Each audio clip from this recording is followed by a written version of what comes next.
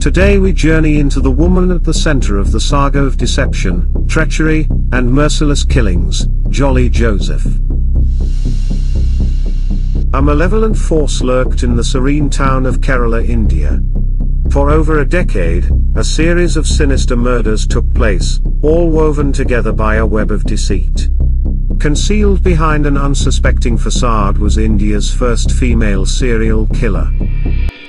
But before we start, if tales of mystery and intrigue captivate you, don't forget to like this video, subscribe to our channel, and hit that notification bell. Stay with us, as we uncover the stories that lurk in the dark corners of our world.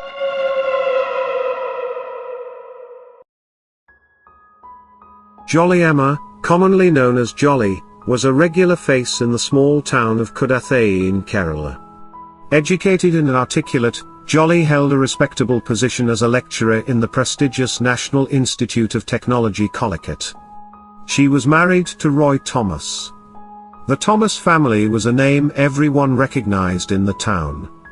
Living in a sprawling ancestral home, the family was deeply rooted in Christian faith, with a lineage that traced back generations.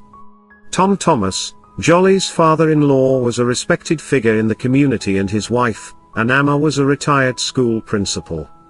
Tom and Anama had 2 children, Roy and Rojo. Amidst the close-knit community, Jolly always stood out with her infectious laughter and charming personality.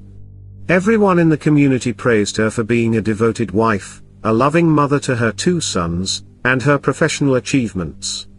Tom and Anama, by all accounts, had the perfect life. Their grandchildren were scheduled to visit over for the weekend, along with Roy and Jolly. They had the whole week planned for the family to spend some fun time together and were looking forward to it with excitement. But little did they know, their life was about to be shattered. On the fateful day in 2002, life in the Thomas household began as usual. Anama started her day with her morning prayers, followed by preparing breakfast for the family. By 9 a.m., the aroma of freshly made appams and stew filled the house. Roy, who had come to visit his parents, was reading the newspaper in the living room. Jolly was in the kitchen, helping with the preparations, and the kids were playing in the backyard.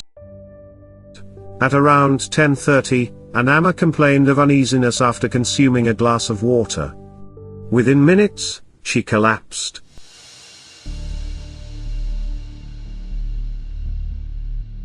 The family, in a state of panic, rushed her to the nearest hospital, but it was too late. Anama was declared dead on arrival. The cause of death was believed to be a cardiac arrest.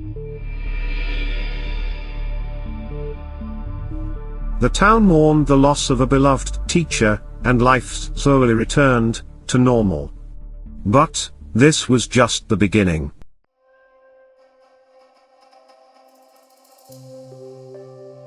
Soon after Anama's passing, Jolly and Roy moved into the Thomas home along with their children to take care of Tom, who was now completely alone and devastated after his wife's death. Everything was going smoothly for a while until strange things started happening in Thomas' family again. Tom's health soon started to rapidly decline and he fell violently ill. One day, their neighbor Bava heard the sound of someone intensely coughing and moaning with pain next door. He rushed to the neighbor home and discovered 66-year Tom Thomas lying flat on his back, foaming at the mouth. Bava immediately took Tom to hospital, where doctors declared him dead from a heart attack. After Tom's death, Roy Thomas and Jolly inherited the property in Tom Thomas and Anama's will. 3 years later, tragedy struck again. 40-year-old Roy Thomas was dead. Again, Jolly called their neighbor Bava, who found Roy lying on the bathroom floor, foaming from the mouth. This time, Roy Thomas's uncle Matthew insisted that Roy needed a post-mortem, and took him to the hospital. The post-mortem found that Roy Thomas had died after consuming poison. Jolly told the police that after her father-in-law Tom's death, his son Roy had slipped into depression, which led to strain in his life and career, and hence took the decision of committing suicide. The police believed the word of the grieving widow as truth and declared the death of Roy as a suicide and did not investigate further. But the deaths in the Thomas family did not stop there. In 2014, Roy Thomas's 67-year-old uncle Matthew, who insisted on Roy's post-mortem, died mysteriously. That same year, Alphine, the 2-year-old girl of Roy's cousin Shaju, died after allegedly choking on food at a christening ceremony.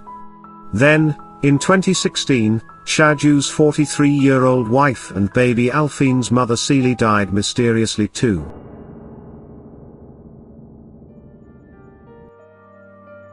The neighbors and relatives of the family mourned, as the ill-fated Thomas family was forced to witness one tragedy after another. No one suspected any false play until in 2017, a year later, when Jolly, who was now the sole beneficiary of the Thomas family's inheritance, remarried. Her new husband was none other than Roy's cousin, and Celie Zacharias's widower, Shaju Zachariah.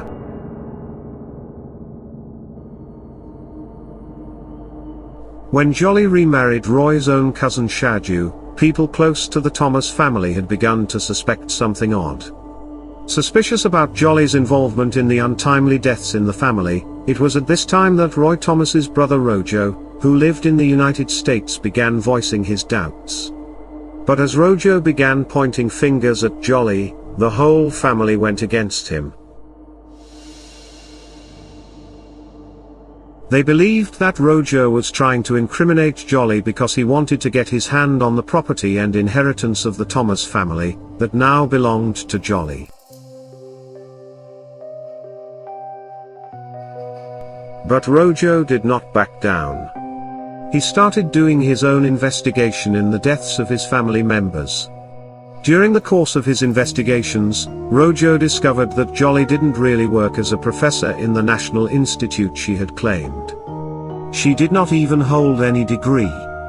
She had concocted an elaborate lie, designed to position her as a reputable professional, above any suspicion of wrongdoing. Rojo formally requested a copy of the post-mortem conducted on Roy Thomas, and found many discrepancies in Jolly's story. Rojo and his sister Rangy began looking closely at all of the deaths themselves. In each case, they found a common link: Jolly. She had been present at the scene every time when there was a death in the family, or when someone had fallen violently ill, after consuming something handed by Jolly.